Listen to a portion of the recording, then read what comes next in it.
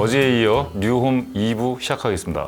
저도 이거 뉴스에서 봤는데 제가 생각해도 좀 매력이 없는 것 같아요. 그러니까 제가 또 실수요자층 항상 강조할 수밖에 없는. 네, 집을 살 때 이게 가치가 떨어질 거라고 예상하고 사는 경우가 없잖아요. 그렇죠. 살 때는 어쨌든 건물 더하기 땅을 사는 거고 땅값은 오른다는 그런 믿음 때문에 사람들이 내 집 마련 뭐 이렇게 생각을 하는 건데 건물은 무조건 시간이 지나면 값이 떨어진다고 모두가 알고 있고 3억 5천의 보증금이라고 생각할 수도 있고 그렇죠. 땅을 빌리는 값이 이게 월세라고 생각하면 3억 5천 보증금에 월세 40. 3억 5천의 가치가 그 5년 후에 3억 5천의 가치가 똑같지 않으니까 이게 참 우리가 그래서 이제 이 정책을 만드신 분하고 실제 그 시장에서 어떻게 적용이 되는지는 약간 아무도 지금 본 적이 없어서 근데 SH 그 김원노 사장이 지금 오세훈 시장과 협의를 해서 서울에 토지임대부 주택을 많이 공급할 것이라고 했는데 이게 그래서 항상 딜레마예요. 지금 음마 아파트가 30년이 넘어서 녹물이 나오는 그 하속 관조차도 교체 못해서 지금 재건축을 기다리고 있는 음마 아파트가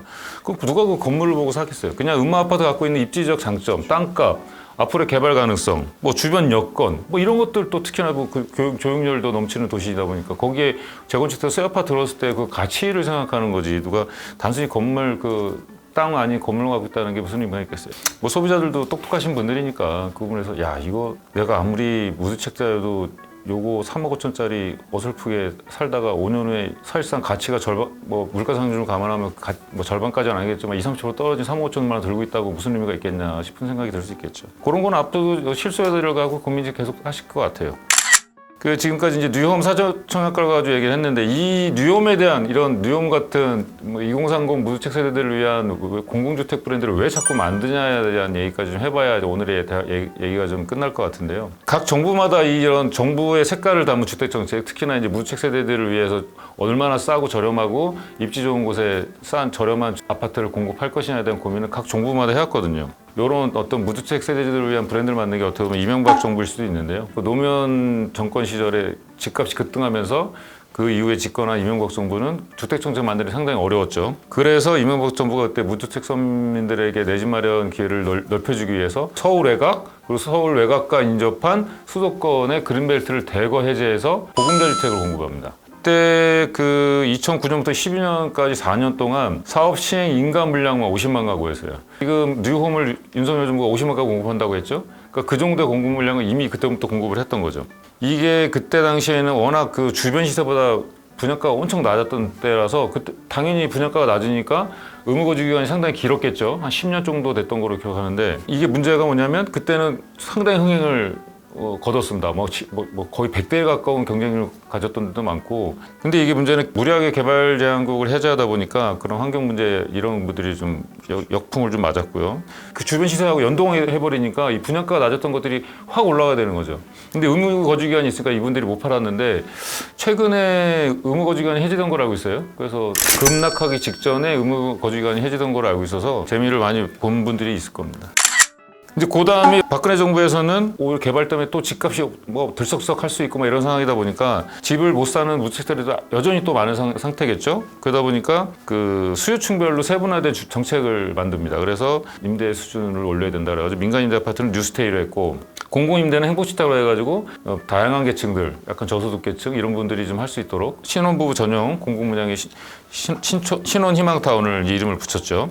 박근혜 정부의 그 주거정책 핵심은 사는 곳이 아닌 여기서 앞에서 사는 것은 바잉입니다. 리빙하는 집으로 살겠다. 그래서 그 리빙이 이런 품질 좋은 임대주택도 우리가 얼마든지 집으로서 행복하게 살 수 있다. 이런 정책이었기 때문에 폈는데 잘 안 됩니다. 뉴스테이는 뭐 민간 사업자 폭리 논란과 함께 상당히 급격히 위축됐고 신혼희망타운하고 행복주택은 공급량이 워낙 작았고 그것들이 워낙 임대 아파트고 규모가 작은 일부 외에는 그다지 흥행을 하지 못했죠. 바톤을 이어받은 문재인 정권은 이제 박근혜 정부의 이제 행복주택과 신혼희망타운을 유지를 했습니다. 근데 말씀드렸지만 문재인 정권으로 집값이 또 폭등하기 시작했죠. 그러다 보니까 그럼 어떻게 또 이 무주택자를 위한 내 집 마련 기회를 확대할 수 있느냐? 결국에는 이명박 정부랑 비슷한 생각을 하게 되는 거죠.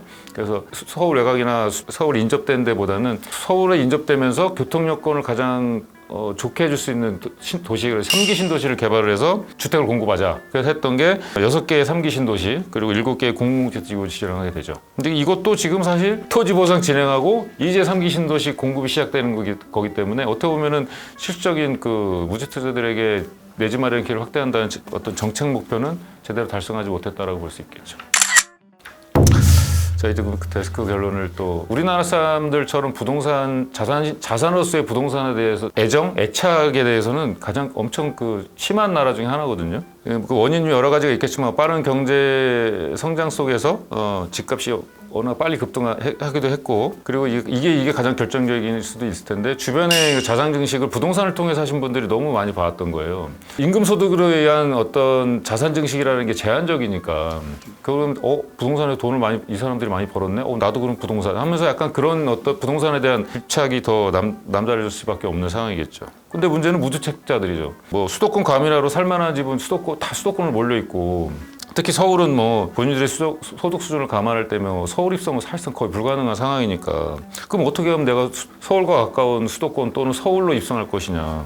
그럼 결국에는 그 무주택 서민들의 소득으로는 도저히 이룰 수 없다. 그럼 정부는 그럼 우리가 그러면 저렴하고 안정적으로 살 수 있는 주택을 공급하겠다. 거기서 이제 주택 정책 핵심들이 나오는 거죠. 그런 어떤 무주택자들을 위한 정책들이 자리를 못 잡다 보니까 최근에 뭐 청년들이 결혼하지 않는다. 결혼하지 않는 점은 여러 가지가 있잖아요. 교육 문제도 있고 여러 가지도 있고 뭐 경제 활동의 어떤 그런 문제도 있지만 결국엔 집이 없는 걸 어떻게 사냐. 너무 비싸서 집을 사지 못했다. 그런 문제도 여러 가지 있잖아요. 무주택자들을 좌절하게 만들고 그리고 최근에 부동산 시장이 급등하면서 거기 자율감을 더 느꼈던 그런 모습들이 아닌가 싶어요. 결국 윤석열 정부도 뉴홈이 지금 잠깐 뭐 사전청약에 뭐 인기를 끌었다고는 하지만 사실 지금 이 집값이 급락하는 시점에서 저렴한 분양가에 나온 수도권 외곽 신도시에 집을 분양받는 것도 나쁘지 않겠다는 생각에 모일 수도 있거든요. 그리고 사전청약이기 때문에 본청약을 안 해도 돼요. 그러니까 일단 해보는 걸 수도 있으니까 윤석열 정부도 뭐 너무 지금의 성공에 뭐 이렇게 좀 고무될 필요는 없을 것 같고요.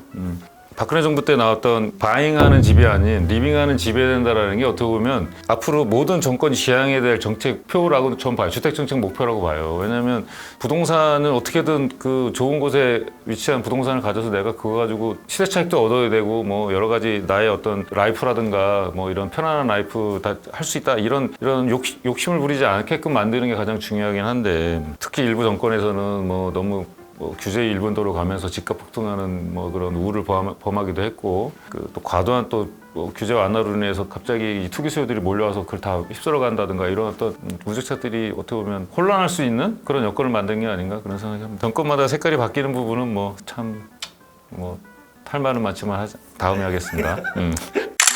이상으로 이번 주 준비한 내용을 마치도록 하겠습니다. 다음에는 좀 미리 예상을 해봤는데요.